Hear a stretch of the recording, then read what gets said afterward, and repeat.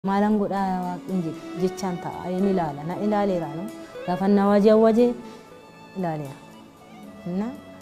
yaa rabbi maal godha laata borganama maalan dhagaa hindu'e naan jedhumoo hincabe naan jedhumoo maal laan jedhu la yaa waaqni jedhee tana ciniinsifadhee rabbiin immoo haa tolu waan bayeessan dhaga'ee hintarrafisi inni dubbates fiixaan bayee irra aanee waaqa galannaa ga'u garuu humtuu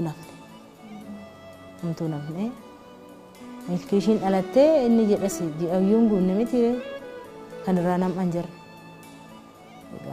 nam'aniis iddoon geenye otoo akkuma sanaan akka dargiitti calaasanii jiraatan bayeessa ture waaqa beeka ammas rabbi beeka ammas. Obboleessi artiist Haacaaluu Hundeessaa Siisaayii Hundeessaa waa'ee haalaaf amalaa